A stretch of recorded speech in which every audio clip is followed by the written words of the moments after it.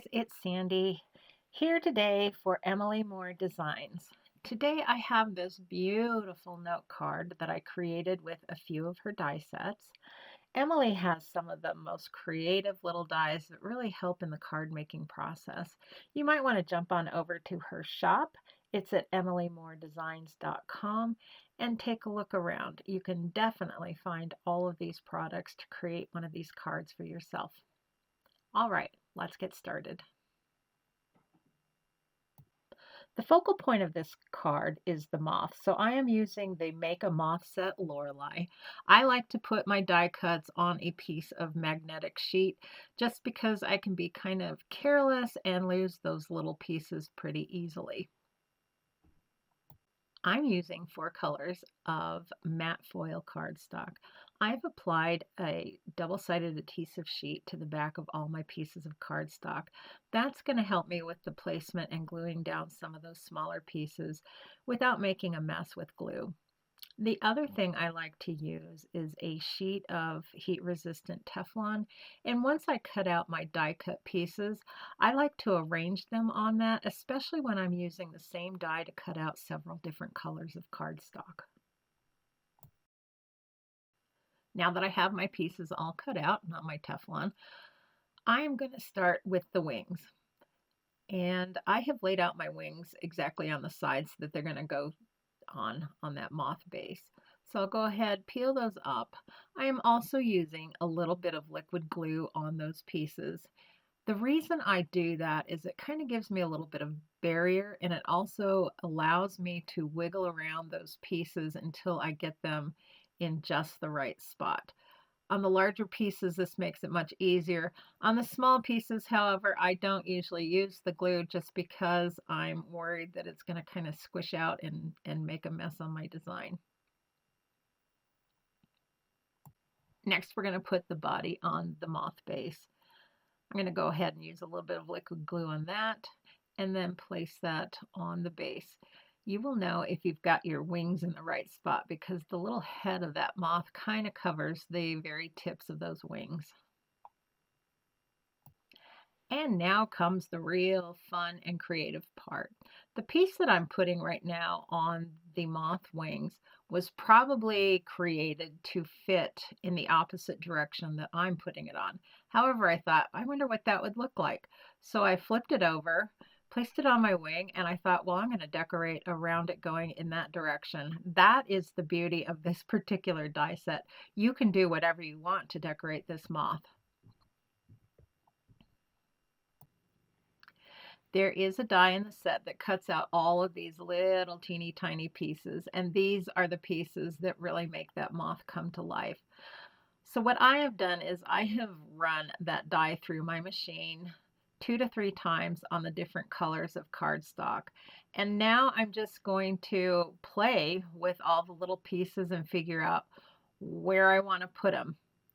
This was just so fun.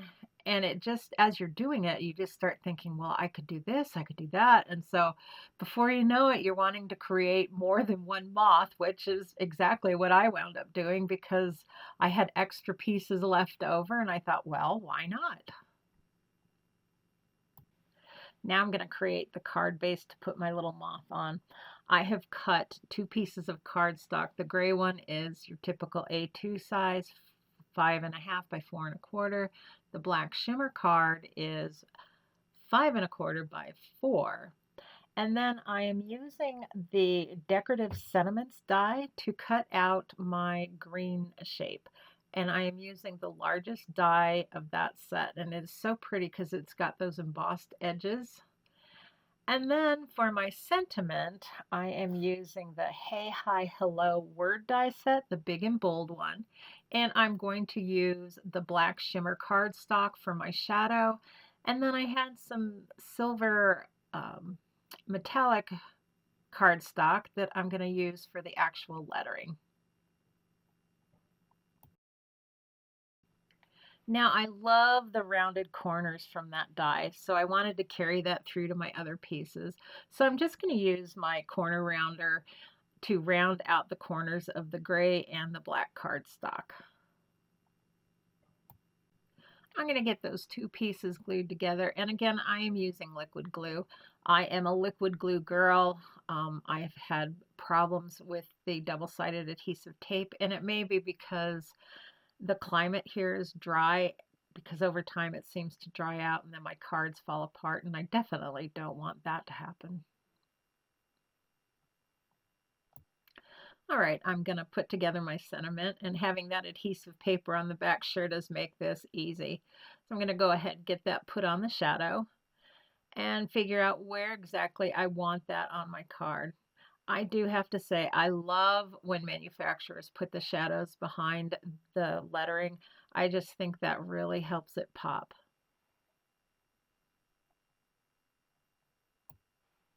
I'm going to go ahead and glue that sentiment down, and then I am going to glue down my moth.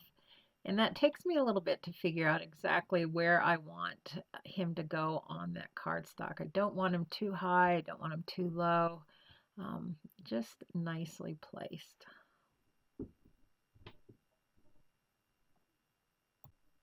Now, to embellish this card, I could have gone to my drawer or my little bin with all my different embellishments, but I didn't need to because I still had all of those little bits and pieces left over from when I cut them out. So I'm going to go ahead and use those. And what's perfect about that is it just kind of ties everything together because those are the same shapes and designs that are in the wings on the moth.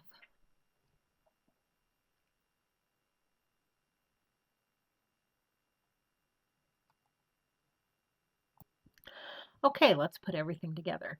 Now, I like to have some elements of my card pop. And since I am not doing anything on the actual top of the card, I'm going to pop up that first layer.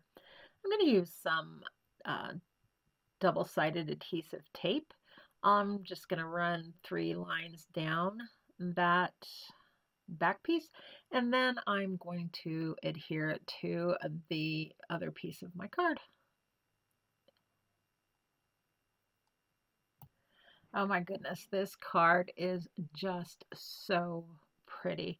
These are not colors I would normally use, but I really like the way they all kind of tied together.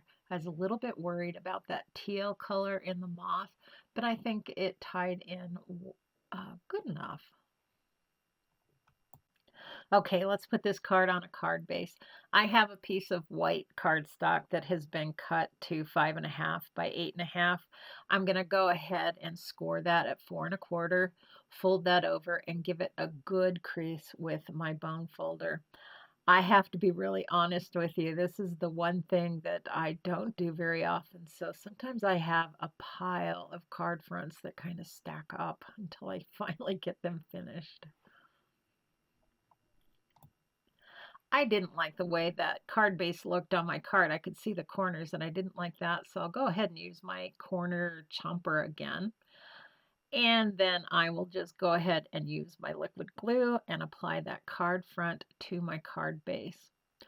Also, I usually insert another piece of cardstock on the inside of my card that I usually cut at 4 inches by 5.25, just to beef up that back piece of paper. Sometimes you get so much going on the front of your card that it feels funny when you open it because that back piece is so flimsy. So I usually do add something there. Now, if I'm going to put a sentiment in the card, I'll stamp that on that extra piece. But this card is going to be a note card, so I'm just going to go ahead and leave it blank. And that does it for this card. As you can see, I decided to do another moth card, so I just did the same layout, same background, everything. And I might do a third one and actually give that away as a set for a gift. Anyway, the possibilities for this moth are endless. So I've already got some ideas running around in my mind, so I'm sure you'll see me again with some more of these fabulous moths. Thanks so much for stopping by today, and jump on over to Emily's shop and see what you can find there. She definitely has some great creative dies. All right, bye-bye.